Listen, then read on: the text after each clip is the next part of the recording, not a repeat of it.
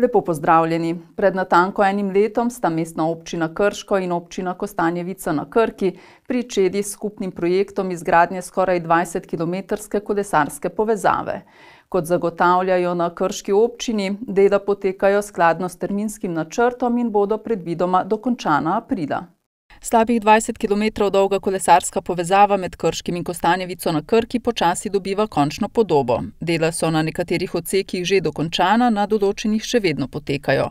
Denimo na obeh straneh občinske meje. Projekt poteka skladno s terminskim planom in bo predvidoma dokončan konec aprila. Kot sem rekel, da zaključek sami del je pa malo odvisno tudi od vremenskih razmer in pa pogojev asfaltiranja teh odsekov, ki bodo da bodo pravočasno narejeni. Tako da jaz verjamem, da bomo do takrat, ko se planiramo, se pravi do konca aprila, pridobili skupno 19,5 km kolesarskih povezav med našima dvema občinama in pa posledično tudi med regijo, našo regijo in pa malo delno tudi regijo Dolenjske. Kolesarsko povezavo bodo predvidoma uradno odprli v juniju. Do konca maja bomo delamo na prevzemih, na terenu samih, tako da do konca junija sledi obdobje, ki bomo pripravili vso potrebno dokumentacijo za oddajo zadnjih zahtevkov za pridobitev sredstev. Naložba znaša 6,3 milijona evrov, od tega je prispevek Evropske skupnosti in države 4,5 milijona evrov, razliko pa krijeta Krška in Kostanjeviška občina. Lahko rečem, da je bil včeraj opravljen ogled na teren na območju občine Kostanjevica na Krki. Bile so ugotovljene sicer neke manjše pomanjkljivosti, ampak nič kaj katastrofalnega, tako da je vse to v zvezi s planom in programom. 20. februarja sledi še ogled na nekaterih območjih trase v krški občini. Nadaljujemo na še enem gradbišču, z naslednjim prispevkom se sedimo v Sevnico, natančneje v Šmarje. Zatem, ko so dokončali z izgradnjo nadvoza, so začeli z deli na novem rondoju. Gre za tesno povezana in soodvisna projekta, pravijo na občini Sevnica. Nosilec projekta izgradnje rondoja je Direkcija za infrastrukturo, sofinancer pa občina Sevnica. Ocenjena skupna vrednost del izgradnje krožišča je ocenjena na 1,4 milijona z davkom na dodano vrednost. Nadvoz čez Trebanjsko železnico v Šmarju je praktično zaključen, januarja so tako pričeli z deli za izgradnjo rondoja. Trenutno poteka razširitev ceste oziroma križišča v krožišče. Na spodnji strani proti trgovini Lidl se izvaja oporni zid, na strani rondoja proti železnici pa utrjevanje brežine. S tem bodo pridobili prostor za izgradnjo rondoja.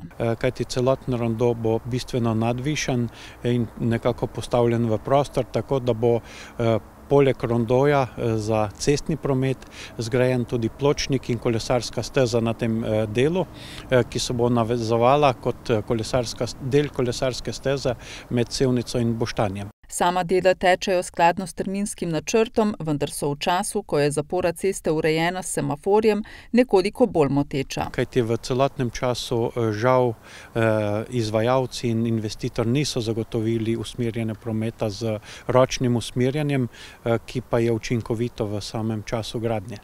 Gradnja bo predvidoma potekala do poletja, vendar bo obremenitev prometa skozi čas gradnje različna. V začetku ocenjujemo, da je celo nekoliko večja, kajti prostor je še stisnjen. Ko se bo razširitev pravila do zadostne mere, bo nekoliko lažje tudi samo vodenje pešcev, ki je sedaj nekoliko bolj zahtevno, nekoliko daljša pot in verjamem, da se bo to uskladilo skozi čas. Elaborati zapore so pripravljeni oziroma so usklajeni. Ta trenutek smo tudi vozniki se morali nekoliko navaditi na nov režim in mislim, da bo obremenitev prometa zmerna. Hkrati pa po dokončanju izgradnje rondoja pričakujejo posodobitev in bistveno izboljšanje pretočnosti prometa. V počastitev slovenskega kulturnega praznika, praznika krajevne skupnosti Senovo ter Kajuhovega leta je na Reštanju v prostorih Machine Housea, nekdanje strojnice premogovnika Senovo, v ponedeljek potekal literarni večer z naslovom Kajuh za vse generacije in vse letne čase. Ob 100. obletnici rojstva Karla Destovnika Kajuha so ga zasnovali številni senovski kulturni ustvarjalci. Poglejmo nekaj utrinkov.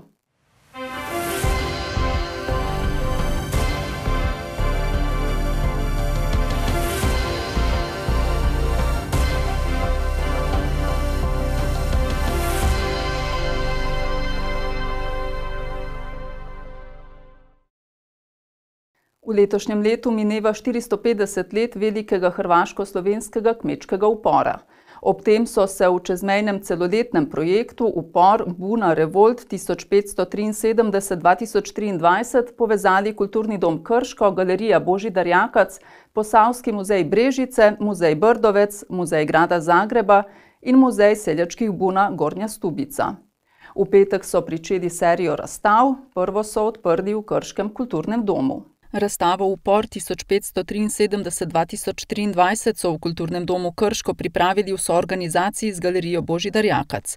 Je prva v nizu razstav in dogodkov, ki jih bodo izvedle sodelujoče muzejske ustanove. Skratka, konkretno tule v Kulturnem domu Krško imamo delo, fotografijo Darija Petkoviča, ki je Krčan, ki živi v Zagrebu že 30 let, ampak se v bistvu zelo obsesivno ukvarja z mitologijo kmečkega upora in s figuro Matije Gubca. Pred dobrimi 2 leti smo na pobudo kustosa Mihe Colnerja iz Galerije Božidarja Jakca, ki se bolj neposredno ukvarja in ga nagovarja umetniška dela na temo kmečkih uporov, medsebojno povezale muzejske institucije, vse z namenom, da na dostojen način obeležimo to pomembno obletnico. Naša naloga je bila predvsem v tem, da pokažemo, da ni šel popolnoma v pozabo, da obstajajo še vedno sodobni umetniki, ki se ukvarjajo s tem kmečkim uporom in v bistvu naslavljajo to idejo upora, brezpravne raje proti oblasti. Kulturnega doma Krško kot prizorišča uvoda v projekt niso izbrali naključno. Kot vemo, je na današnji dan pred 450 leti prišla kmečka vojska sem na Videm. Videm krasi in se po Matiju Gubcu imenuje njegovo osrednjo prizorišče Trg. Tukaj stoji imeniten monumentalni spomenik Toneta Kralja, tako da smo začeli danes v Kulturnem domu Krško, nadaljujemo v ostalih muzejskih ustanovah. V Posavskem muzeju Brežice so tako odprli razstavo z naslovom Trojno gorje, kako nastane strip. 8. februarja bomo imeli tako ob 10. doma vodstvo posvečeno temu, popoldne pa od 3 naprej tudi sprehod po Sevnici, kjer so leta 1573 tudi naredili enega prvih spomenikov v Posavju. Dejansko so bili oni prvi. Razstavo Upor 1573-2023 bodo na kulturni praznik odprli tudi v Galeriji Božidar Jakac. V vseh partnerskih ustanovah pa bodo projekti povezani z obletnico velikega kmečkega upora potekali celo leto. V Kostanjevici na Krki smo morali zaradi bogatega drugega programa in nekih drugih mednarodnih razstav, ki jih snujemo v letošnjem letu, nekako zagotoviti dodatne sredstva za to, da bi tako veliko razstavo pripravili. Mislim, da nam je vsaj po ustnih zagotovilih to zdaj uspelo in da bomo res poleti, najverjetneje v drugi polovici meseca julija, odprli veliko razstavo v našem največjem razstavišču na to temo in uspeli priti do nekega kataloga, ki bi tudi bil nek protokolarni izdelek same občine pravzaprav. V Kulturnem domu Krško, kot je bilo rečeno, bo projekcija kultnega filma Ana Domini in sicer konec oziroma v začetku aprila letošnjega leta. Potem sledi pedagoški program. Naše kustosinje pedagoginje razvijajo na temo kmečkega upora pomemben razstavni oziroma obrazstavni pedagoški program za vse starostne skupine. Tudi skozi pogovorne večere bomo izpostavili ta zgodovinski vidik, se pravi zgodovinska dejstva, ki so vezana na sam kmečki upor. Priprava projekta je trenutno še v zaključni fazi in ga bodo podrobneje predstavili marca na novinarski konferenci. V Posavskem muzeju Brežice so kmečkim uporom posvetili tudi zimske počitnice. Na zimski grajski dogodivščini so z najmlajšimi obiskovalci spoznali dva. Vseslovenskega kmečkega iz leta 1515 in hrvaško-slovenskega iz leta 1573. Tudi delavnice, ki so jih pripravili, so povezali s tem obdobjem. Mi smo se pridružili tisti, na kateri so izdelovali pečatnike. Otroci so tokrat v roke vzeli kladiva, saj so izdelovali pečatnike.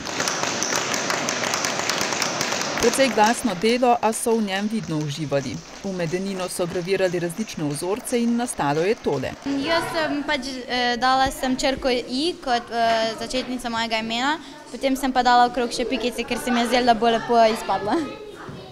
Jaz sem tudi tle, se vidi malo, ko sem hotela, sem se tako tresla, da mi je kar nekako čudno, pa sem pol sem pikice. Na njem je ime Iza, ker mi je tako ime. Najprej ga rabiš takole narediti vzorce. Zdaj je treba samo še to palčko zbrusiti, pa nalimati gor. Najprej smo si ogledali razstavo kmečkih uporov, predstavila nam jo je naša zgodovinarka, kustosinja Mihaela Kovačič, tako da smo pa delavnico v bistvu povezali zdaj prvo s pečatniki, ki so pa v bistvu nastali ravno v tem obdobju nekako. Na njih so bili pa običajno podobljeni grbi mest, zato smo nekako naredili povezavo s temi pečatniki. Drugi dan delavnice so namenili pisavi oziroma kaligrafiji. Sicer v tem obdobju so nastale te prve tiskane besede, mi pa bomo šli še en čas nazaj, ko so pa pisali na roke, seveda s kaligrafijo, s karolinško minuskulo in pa kasneje z gotico. Počitniške grajske dogodivščine so vedno dobro obiskane, tokrat se jih je udeležilo okoli 20 otrok. Zaradi tega, ker me zelo je zanimalo, kako so se dogajali kmečki upori. Za zabavo, pa ker sem vedela, da bom tudi najbrž spoznala nove prijateljice mogoče, tako da ja. Jaz pa zato, ker sem se tudi hotela, mi je ati povedal, kaj se bo delalo, da se bomo te pisavo novo neko učili, pa tudi, ker sem izvedela, da moja prijateljica pride. Zaradi tega, ker sem mi všeč in sem bila do zdaj že velikokrat. Običajno imamo nekje 25 do 30 otrok, ki nas vsake počitnice radi obiščejo, tako zimske, jesenske, poleti pa sploh, ker je to za njih eno posebno doživetje, ker lahko tukaj tudi prespijo. V dnevih skupnega druženja pa poskrbijo, da se otroci zabavajo, družijo in pridobijo nova znanja. Poglejmo še na splet, to so najbolj brane novice minulega tedna na našem spletnem portalu eposavje.com.